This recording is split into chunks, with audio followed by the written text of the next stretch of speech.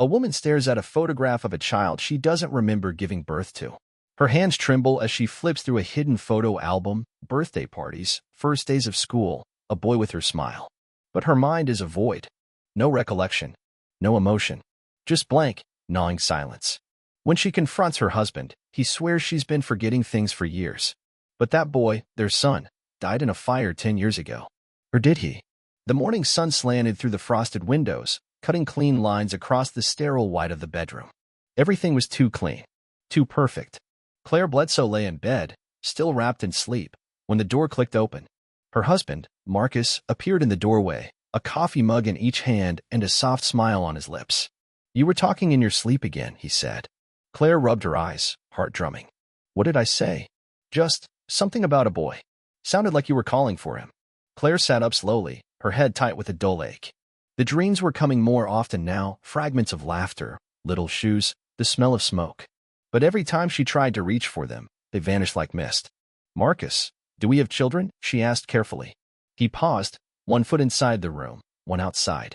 The silence that followed was like a dropped glass, tense, fragile, moments from shattering. He set the coffee down on her nightstand. "We did. Remember? Jacob. He died. 10 years ago.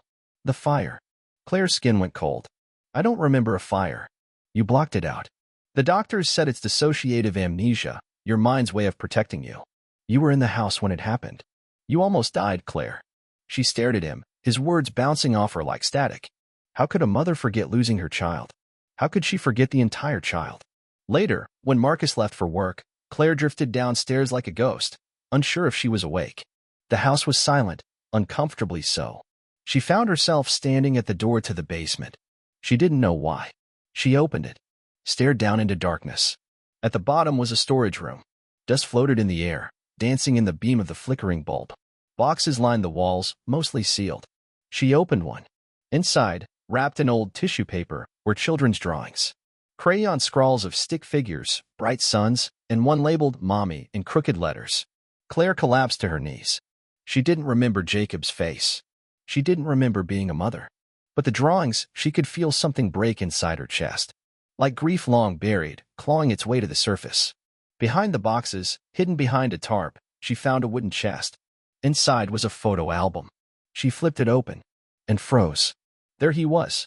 Jacob. A boy of 6 with shaggy brown hair and a grin that mirrored hers exactly. Birthday hats, pumpkin patches, school photos. So many memories, none of them hers. Tears blurred her vision. Then, near the back of the album, something strange, a photo of Jacob sitting on her lap, dated 3 years ago. Claire's blood ran cold. 3 years ago. But Jacob died 10 years ago. Didn't he? Claire sat on the basement floor, her hands shaking as she flipped through the photo album again, slower this time, forcing her eyes to absorb every detail. The timestamp on the photo, March 3rd, 2022, wasn't a mistake. It had been printed digitally, clean and clear in the bottom right corner. 3 years ago. In the photo, she looked healthy, smiling. No signs of trauma or grief. Her arm curled protectively around Jacob's small frame, the two of them seated at what looked like a diner booth. Her eyes were bright. Jacob's smile wide. This shouldn't exist. The floor swayed beneath her. She pressed her hand to the ground, grounding herself, trying not to hyperventilate. She forced herself up, carrying the album upstairs like it was radioactive. She placed it on the kitchen island and waited, listening. The refrigerator hummed softly. The house was still. Claire didn't know who she was anymore. A woman with a dead son? A mother with erased memories? Or someone trapped in a lie? She grabbed her phone, searched Jacob Bledsoe obituary. Her fingers trembled as she scrolled. There it was, Jacob Ezra Bledsoe, age 6, perished in a house fire in 2015. Survived by his father Marcus Bledsoe. His mother, Claire, remains in critical condition at Mercy General. No funeral photos. No follow-ups. Just nothing. But if he died, who took the photo from 2022? And why was her name missing from everything else? The front door creaked open. Claire jumped, slamming the album shut.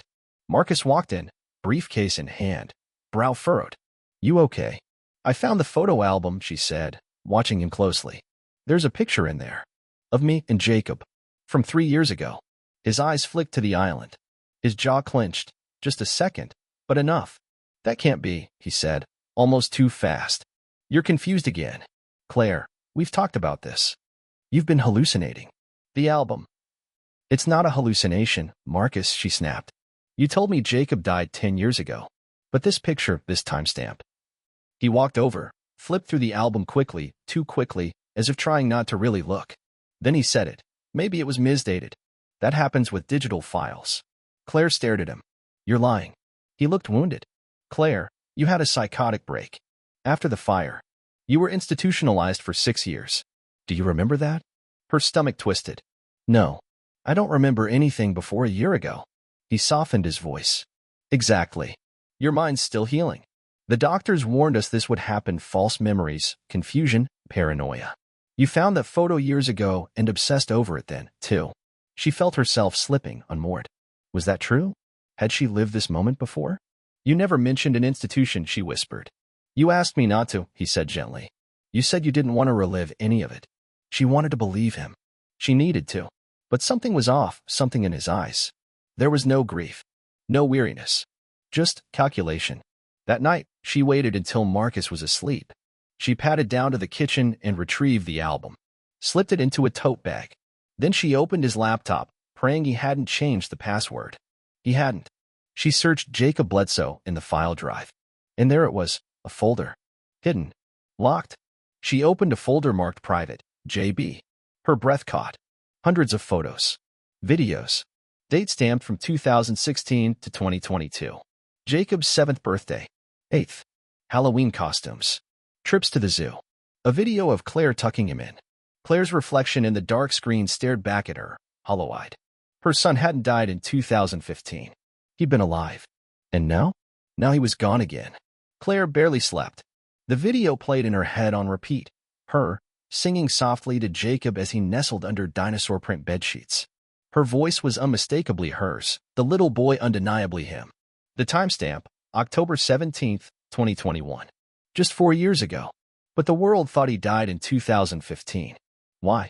By morning, Claire's mind felt like broken glass, shards of doubt, slivers of truth, nothing whole. She sat on the porch, the cold seeping into her bones, phone clutched in her hand. She called the number listed for Mercy General Hospital. Hi, I'm trying to get medical records for a patient. Claire Bledsoe. Myself, I guess, she laughed nervously. From around 2015 to 2021. I think I was committed there. A pause. Let me check, said the receptionist. Claire paced the porch. After a moment, the woman returned. I'm sorry, ma'am. We have no record of anyone named Claire Bledsoe being treated here in the last 20 years. Claire's knees nearly gave out. Back inside, she made another call to her old friend and former coworker, Tanya. They hadn't spoken in years. Tanya. It's Claire. Oh my God. Claire. The woman sounded stunned. Where have you been? Claire's throat tightened. That's what I'm trying to figure out. Tanya, do you remember Jacob? My son. A pause. Then, Claire, are you feeling okay? Please. Just answer. Do you remember him? Another long silence.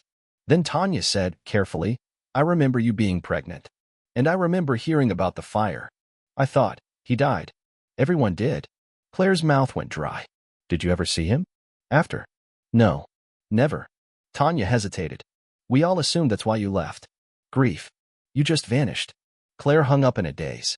Back in the kitchen, Marcus was pouring coffee like it was any other Tuesday. You drugged me, Claire said. He looked up, startled. What? You've been hiding photos. Files. There's a video of me with Jacob from 4 years ago, Marcus. You said he died 10 years ago. Why would you lie about that? Marcus exhaled, as if exhausted. I was trying to protect you. From what? From the truth. He set the mug down slowly. Claire, I've tried everything. Therapy. Medication. You keep forgetting. Every few months, it resets. You forget Jacob was alive. You forget he died. She blinked. So he did die? Yes, Marcus said. But not in 2015. In 2022. You found him in the pool. Do you remember that? The words struck her like a slap. No, she whispered. You blamed yourself. Completely shut down. The doctors called it dissociative fugue. You erased the last 7 years. Believed the first tragedy, the fire, was the only one. She shook her head. Then why not tell me the truth? Because every time we did, you tried to kill yourself. Claire recoiled. No. That's not true. I have the hospital records, he said quietly. Just not from Mercy General. You weren't in a public facility, Claire. You were at Belhaven. Private. Secure. The room tilted. Was it true? Or just another layer of manipulation? Claire ran upstairs, slammed the door, and locked it. She opened the photo album again, and that's when she saw it. One of the photos had a reflection in the background, a woman, standing at a window, her face partially turned, watching. It wasn't her. Claire's blood froze. That wasn't her in the photo with Jacob. So who the hell was it? Claire stared at the photograph, bile rising in her throat. It was subtle, just a faint reflection in the diner window behind the booth. But she knew her own face. She'd studied herself in mirrors, in old wedding photos, in her dim reflection in the glass oven door. The woman in the photo with Jacob, she looked like her. Same honey brown hair. Same smile. But the jawline was sharper. The nose slightly narrower. Not her. Claire felt her pulse hammering in her neck. She pulled out another photo. A birthday party, Jacob blowing out candles. The same woman in the background, her arm around Jacob. And on her wrist, a small tattoo. Claire didn't have any tattoos. She dropped the album, trembling. Was it a dream? A delusion? Some kind of face blindness, prosopagnosia, warping her perception? Or was there another possibility? She pulled her phone out and searched Belhaven Psychiatric Facility. A private clinic. No website. Just a post office box and a phone number. She dialed. Belhaven, a clipped voice answered. Claire hesitated. Hi. My name is Claire Bledsoe. I believe I was a patient there. Silence. Then, I'm sorry, we cannot release information without consent or proper authorization. I'm the patient. Do you have your patient ID? I know. Listen, I just need to know, was I ever there? In 2022? I'm sorry, ma'am. Without proper documentation. Claire hung up. Downstairs, she heard Marcus's footsteps. She stuffed the album into the tote bag, heart pounding, and cracked the window open. She climbed out onto the porch roof, her slippers skidding slightly on the shingles. Cold wind slapped her face. Below, the lawn stretched out like a drop into another life. She jumped, rolled when she landed. Her ankle screamed, but she didn't stop. She ran down the street barefoot, gripping the tote bag like a lifeline. She didn't know where she was going. She just knew she had to get away from Marcus. By the time she reached a Greyhound station 2 towns over, the sun was dipping low. She bought a ticket to Providence. She didn't know why, only that something in her gut told her to. On the bus, she curled into a window seat and pulled out the photos again. That woman. Not Claire. There was one more person in the background she hadn't noticed before, a waitress. Standing near the counter in a blue uniform. Claire zoomed in. The name tag read Megan. The diner. It wasn't far from Providence. Claire remembered it now, sort of. A little roadside place with pie in a rotating glass case. She'd stopped there once. Years ago. Maybe. The next morning, she stepped into the diner like walking into a minefield. The bell jingled. The woman behind the counter looked up. A little older, heavier, but the same face. Megan? Claire said. The waitress nodded. Can I help you? Claire pulled the photo out and laid it on the counter. Do you remember this? This kid? This woman? Megan leaned over. Her eyes widened. Oh, wow. That's Jacob. And that's Claire, right? Claire froze. You remember them? Sure, Megan said. Came in a lot. Always got grilled cheese. Sweet kid. Claire's mouth went dry. Do you remember me? Megan tilted her head. You're not her. Claire backed away from the counter. No, Megan said slowly. You're not her. She had a little birthmark. On her temple. You don't. Claire reached up instinctively. Smooth skin. Megan frowned. You okay, hon? Claire couldn't speak. Her heart was a fist pounding against her ribs. If she wasn't the woman in the photo, then who was? And where was she now? Claire stumbled out of the diner like she was drunk, the wind slicing her face, the photo clutched in her hand like evidence at a murder trial. She wasn't the woman in the photo. Megan had confirmed it, not just with the birthmark, but with that terrible, casual certainty. That Claire had come in often. With Jacob. So who was she? She ducked into an alley and slid down against a brick wall, the cold bleeding through her jeans. Her thoughts fractured like glass beneath a boot. Could Marcus have staged all of it? Faked the videos? The photos? Hired someone who looked like her to play Claire? No. The videos weren't deepfakes. She'd felt something in them, something real. A memory began to surface. A waiting room. White walls. A fish tank gurgling in the corner. Her hands trembling in her lap. "You said my name is Claire," she told the nurse. "But I don't feel like a Claire." The nurse had smiled sadly. "That's okay. Sometimes memory takes time. But yes, your husband is here. Marcus." The flash vanished. She stood up, legs shaking, found a bench by the bus stop and sat down. Pulled out her phone. Searched identity disorders. The words that leapt off the screen punched the air from her lungs. Dissociative identity disorder. Capra delusion. Dissociative fugue. Some patients developed completely new identities after trauma. Some convinced themselves loved ones had been replaced by imposters. Some forgot everything and became someone else entirely. Claire stared at the photo again. The woman. Jacob. The diner. She had to find that woman. If she was real. She searched the county clerk's database on her phone. Birth records. Jacob Bledsoe. Born April 2nd, 2009. Mother. Claire Bledsoe. Father. Marcus Bledsoe. But there was no birth certificate. None. Claire's head swam. No official record of her son being born. No hospital had her in their system. No driver's license in her wallet. Just a temporary state-issued ID, dated 1 year ago. She tried to pull up her credit history, nothing. No score. No accounts prior to last year. It was like she had come into existence only 12 months ago. What if she had? She dialed a number. An old one. From a therapist's card she'd once found in Marcus's desk. Dr. Lydia Shapiro's office, came the voice. Claire's throat tightened. "I'm trying to reach Dr. Shapiro. I think I was one of her patients." "And your name?" "Claire. Claire Bledsoe." A pause. "I'm sorry," the receptionist said. Dr. Shapiro did have a patient named Claire Bledsoe, but I'm afraid she passed away last year. Claire felt the world tip. What? She was in a car accident. It was very sudden. Claire could barely breathe. "No, that's not possible. I'm Claire. I'm alive." The voice on the line was gentle. "Ma'am, if you're calling about the accident, I can refer you to someone, but the records are very clear." The call ended. Claire sat frozen, her fingers cold and stiff. If that Claire was dead, who was she? And why did Marcus need her to believe she was someone else? Claire didn't sleep that night. She sat on the floor of a rented motel room, the pale blue comforter bundled around her knees, the glow from the phone screen lighting her hollow face. Over and over, she played the videos from Marcus's laptop, the ones with Jacob. The ones where she sang lullabies, made pancakes, tucked him into bed. Only it wasn't her. Not exactly. The woman looked like her. Sounded like her. But Claire now saw all the small differences. The birthmark.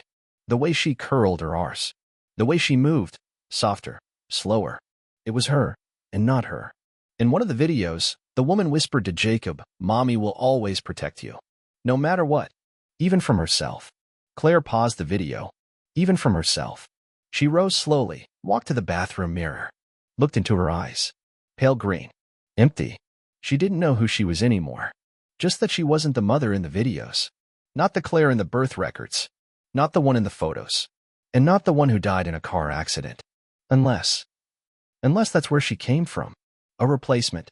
A construct. A fracture. The pieces began to arrange themselves in her mind. Impossible, terrifying pieces. A dissociative fugue.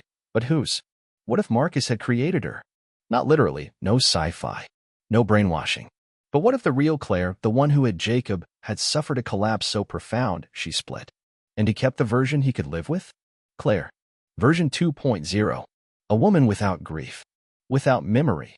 Without resistance. Created to replace the one who couldn't survive. She opened the laptop again and searched Claire Bledsoe plus car accident plus obituary. Nothing. Then she searched local archives for crash reports near Belhaven, cross-referencing the therapist's name. There it was. March 2022. A black SUV had veered off the road and collided with a tree. Female driver. No ID found. Pronounced dead at the scene. Claire studied the photo of the wreck. It was her car. And yet, there was no official name attached. No body released. Just a dead woman with no identity. Or perhaps, a woman erased. The next morning, she took a bus back to her neighborhood. She needed answers. She waited until Marcus left for work, then used the spare key under the birdhouse to let herself in. The house was silent, everything in its place, as if nothing had happened. In the basement, she found it. Behind the furnace, inside a locked storage bin. Birth certificates. School records. Old report cards. All for Jacob Bledsoe. And all fake. Every document had slight inconsistencies. Fonts that didn't match. Official stamps that bled too much ink. A printer's watermark on a birth certificate, an Epson logo. None of it was real. Jacob had never officially existed. And Claire Bledsoe? She wasn't sure any version of her ever had. Suddenly, she heard it, a soft creak on the stairs. She spun around. Marcus stood at the top of the basement steps. He looked down at her, eyes blank. "You weren't supposed to find that," he said. Claire backed up slowly.